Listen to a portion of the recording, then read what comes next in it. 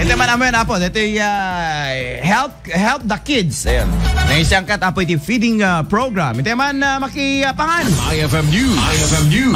IFM. Maragsakan ti grupo a Help the Kids nga dadaulwan ni Miss Fedancel, Manipur, California, USA. Kalpasan ang nagisayang katda iti feeding program para kadagiti estudyante iti Bagot Elementary School iti Ili Tidingras.